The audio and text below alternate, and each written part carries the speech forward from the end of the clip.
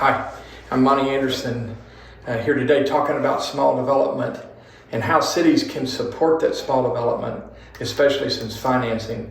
You know, talking all over the country, the biggest problem we have with small developers and small entrepreneurs who are doing odd things in downtown districts or in suburban areas that need to be revitalized is financing. And so whenever we go coach and teach, people think they're going to, by coming to our classes, the city's going to give them money.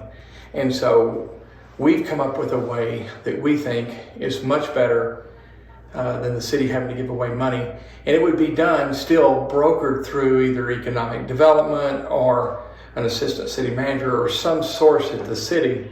It can still be brokered. So let's start to talk about it today. We're going to talk about what I'm calling the tri-party agreement. And the tri-party agreement works like this. Okay, in a normal transaction, you've always got this entrepreneur, okay, or small developer, if you will. And this person needs to borrow money. And let's say that they want to build a small building on Main Street, USA somewhere, and that there's not been much happening in those main streets. They need financing, and when they try to get their financing, the appraisals are low and they're not as qualified, but they've got hustle, and they've been putting this person, this small developer, this entrepreneur has been putting time in the city. They've been having street markets and they're attending the cleanup days and they're doing things to revitalize the city, but now they want to build something a little bigger. And let's say they want to build a little building with a couple of retail or office spaces down low or a restaurant and maybe a couple of residential units connected to it, which can always be used for workforce housing or your affordable housing. And so how do you finance them? Let's say a project like that. Let's just today we're going to talk about a project being worth $1 million to do that. That's a nice, good round number. If you're in Portland, this won't be possible. If you're in Dallas, Texas, where I'm at, it might be somewhat possible. If you're in South Bend, Indiana, this would be possible. So in the tri-party agreement, you need three people. You need the entrepreneur, the small developer, you need the bank. By the way, the bank is still the best partner. A regular commercial bank is still your best partner. They're going to have the best terms. They're not going to take a piece of the deal. They just want to make a straight loan. Banks are already set up. These are always better if they're little community banks. If some of the bigger banks, it's been hard for me to work with bigger banks on these small mixed-use developments. And then over here, we're going to talk about the community investor. Okay, and the community investor is somebody in town that's got a little bit of money, probably a baby boomer, generally speaking, got money in the bank, making nothing on it these days, 0.5% interest or whatever, and would like to see their town better, would like to see better restaurants, would like to see better spaces, would like to see some retail, and they don't have it. So they're interested, they could possibly be interested in an investment in one of these projects if it could work. And let's see how it would work in a normal situation. So let's say in a normal situation, this entrepreneur, small developer needs $1 million. And let's say the bank down here, because it's a risky area, nothing's been done in a long time, and the appraisals are not coming in so high. So let's say the bank down here says, look, I'll loan 65% in this deal. So the bank has agreed that if the entrepreneur can come up with $350,000, 65% of $1 million is $650,000. So if they can come up with $350,000, they'll make us this loan. Well, how many times does an entrepreneur or small developer getting started, young developer, have $350,000? You might as well be asking for $1 billion because it's just not there. So how do you raise $350,000? That's just nearly impossible. So generally what happens is these people go to the cities and ask the city to fund these or loan them the money or give them grants. And if this is a city watching this film today, you'll know what I'm talking about, especially economic development directors know that this happens. So the community investor comes along. This is an investor who lives in the city, maybe somebody that's lived there their whole life. Maybe they're worth, this type of person is going to be worth net worth somewhere between 3 and 4 million and maybe $20 million. So not a billionaire. A billionaire that's in a city is going to have too many gatekeepers, attorneys, CPAs, financial advisors, and things like that handling their money, and it's going to be too complicated, and the money's going to cost too much. But this community investor, let's say that the community investor gets to know this entrepreneur and then likes this entrepreneur and likes the project and is willing to put money into this project at a lower interest, which is really the key to making this work. A lower interest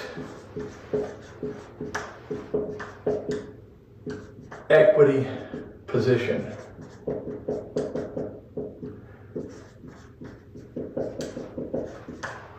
Okay? So the community investor, or 2 or 3 people, this could be 3, 4, 5, 2 people, could loan money, $350,000, to this entrepreneur, small developer, and now we got a deal. And let's say because they are community minded and they're looking for pride of ownership, pride of being involved in something, that they're willing to loan it for like 2% interest. Okay? Maybe it's 3, maybe it's 1, maybe it's 0. I've seen it 0 in some cases where I've been involved. But in this case, let's just talk about it at 2% interest. So the community investor loans the money to the entrepreneur, the small developer, and the deal goes bust. It doesn't work. So what happens to the investor's money at that point? It's all lost in that case. So we want to do it a better way. So here's what we come up with in the tri-party agreement. The community investor takes the $350,000 community investor or investors and puts it in the bank. Okay, now the bank has $350 plus the $650 they've agreed to loan, which now gives them the $1 million right there.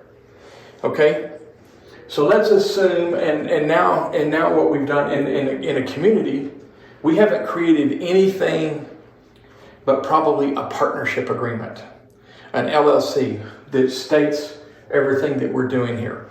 We haven't had to create any new funds, any new loan corporations, any community loan corporation. We hadn't had to create any new infrastructure as far as the city goes. And by the way, the city, in this case, hasn't had to give up any money at all this time. No grants, no loans, no nothing. In fact, the city is not involved in this at all, except for one thing. The cities help us put these deals together.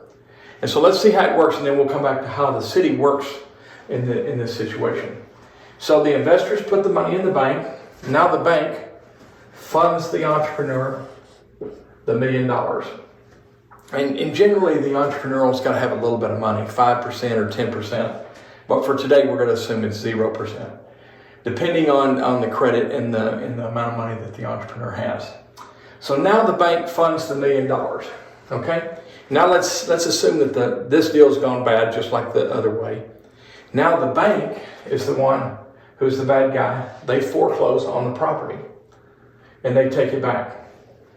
And now the investors, since they've put the money in the bank, they're now aligned with the bank in the tri-party agreement, which allows them to participate in the foreclosure, but not have to do it.